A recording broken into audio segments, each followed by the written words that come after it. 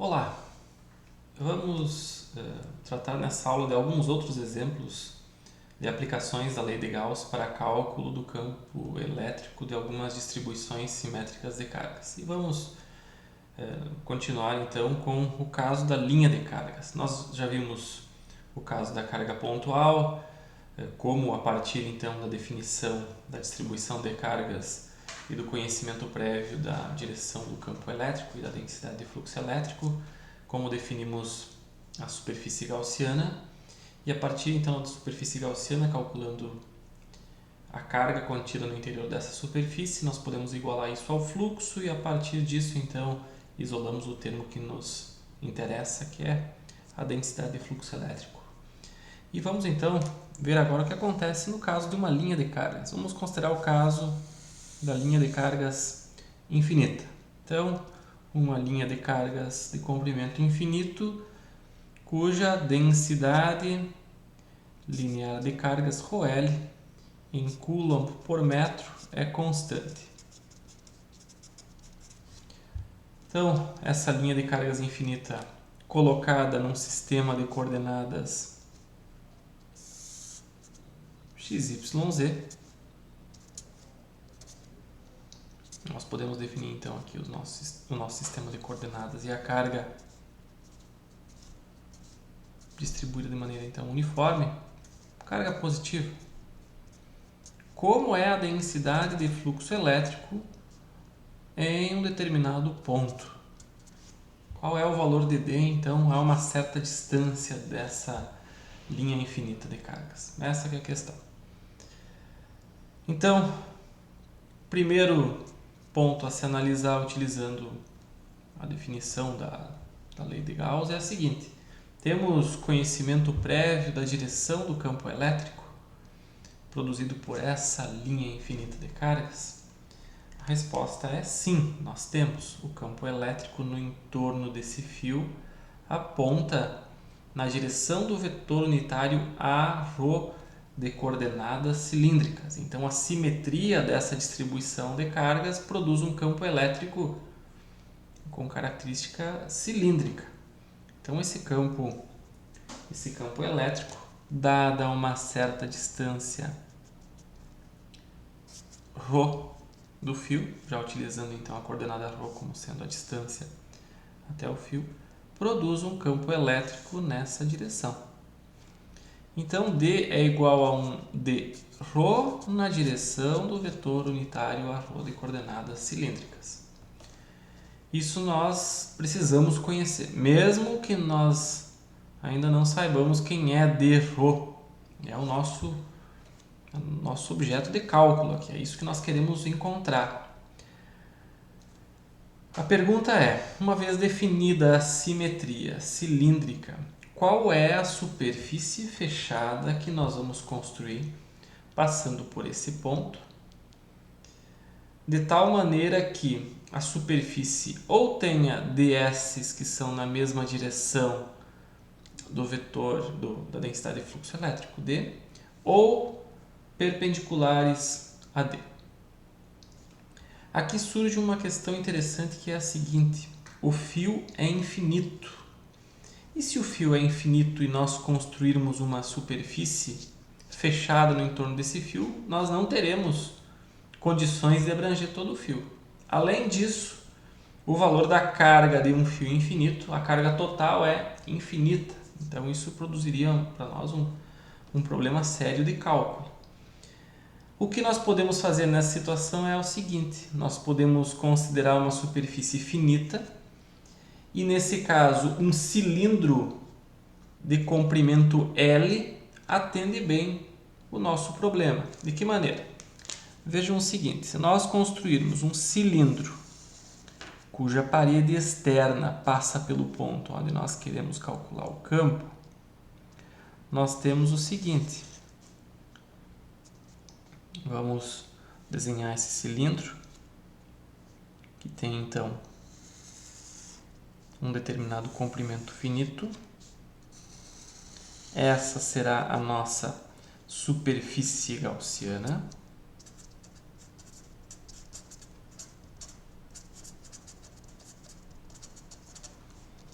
Esse cilindro então não será infinito, mesmo que o fio seja infinito. E vamos considerar esse cilindro com determinado comprimento L. Se esse cilindro, essa superfície gaussiana for finita, a carga no interior dela é finita também. E com isso nós conseguimos utilizar a lei de Gauss sem maiores problemas. Vocês vão ver que o comprimento L não vai influenciar no cálculo. Ele desaparece ao longo da nossa dedução. Então, sabemos qual é o formato do campo, precisamos igualar esses dois lados. O fluxo elétrico d escalar ds que passa através dessa superfície fechada é igual à carga total no interior dessa superfície. Quem é a carga total? Aqui surge uma questão importante, porque a carga total é a carga que está distribuída no comprimento L desse fio. Então, de um ponto aqui até outro ponto, nós temos a carga contida no interior desse cilindro, da superfície gaussiana. E essa carga total assume, então, nessa situação específica, ρL dL, onde ρL é a densidade linear de cargas. Então, a densidade linear de cargas em coulomb por metro vezes metro, a integral de 0 até L vai nos produzir o Q total. Então vejam só, como a carga está distribuída ao longo de um fio, não ao longo de um volume, não podemos utilizar a expressão integral de volume de ρV dV e escrever uma expressão também em função divergente de D. Mas como a carga está ao longo desse fio, então essa é a expressão. No caso da carga pontual, aqui já era o valor da carga mais que, né? Não precisaríamos nem calcular o lado direito. Então aqui nós temos os dois lados para calcular. Temos que igualar as expressões e encontrar uma maneira de tirar d dessa integral. Nessa integral de superfície fechada d escalar ds, temos três elementos diferenciais de superfície ds. Um que aponta na parede na direção do vetor unitário a ρ, aponta para fora desse cilindro. Um ds que aponta para cima e um outro ds que aponta para baixo. O ds que aponta na direção de ρ está na mesma direção do campo e vai produzir um valor de fluxo. Os ds que apontam para cima e para baixo, nas direções z positivo e negativo, não produzem fluxo. Então aí nós conseguimos atender a segunda condição, né? Escolher a superfície gaussiana que tenha paredes na mesma direção do campo ou perpendiculares. Então vamos lá, vamos calcular o lado esquerdo, a integral de superfície fechada de d escalar ds. Calculando d escalar ds.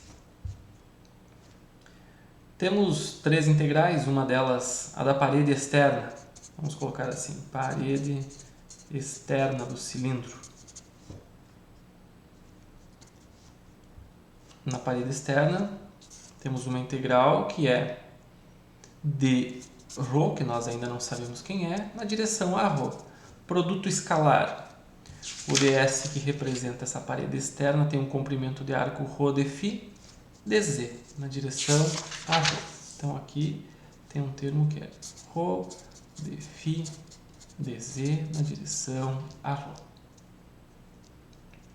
Até aqui, nenhuma novidade, isso vocês já conhecem.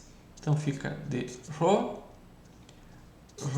de φ dz, com φ variando de 0 até 2π, a volta completa, e z variando de 0 até L, que é o comprimento da nossa superfície gaussiana. dρ é constante ao longo de toda a superfície, ou pelo menos ao longo de toda a parede externa dessa superfície gaussiana. Então aqui ele terá o mesmo valor, tanto nessa região, quanto nessa região aqui. Ou inclusive aqui na frente, né? Ou lá atrás. Em toda a parede externa teremos esse valor de d. Então, dρ é constante, sai da integral. Ρ é a distância até o fio, sai da integral também. Resolvendo a integral em φ, temos uma integral de 0 a 2π e z de 0 até L. Então aqui fica dρ vezes ρ vezes 2π, comprimento L. Quem é ρ vezes 2π vezes comprimento L? Isso é igual a área da parede externa do cilindro, da superfície gaussiana. Isso é igual à carga contida no interior desse cilindro. Então, dρ vezes 2π ρ comprimento L é igual à integral de ρL dL, onde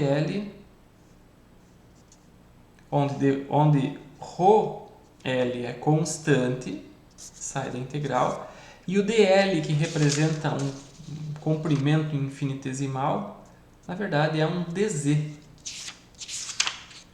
que nós temos que integrar de 0 até L. Então aqui é dz de 0 até L. E com isso então nós temos ρL, z de 0 a L, ρL vezes o comprimento. Então nós chegamos a dρ 2π ρL igual a densidade linear de cargas vezes L. Juntando então e simplificando,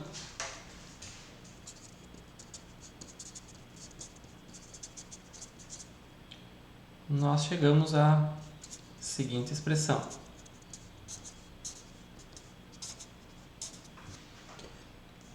Como eu falei antes, o comprimento L vai desaparecer dos cálculos. E com isso, então, nós podemos simplificar escrevendo a densidade de fluxo elétrico, ou a componente na direção ρ, igual a densidade linear de cargas, sobre 2π ρ.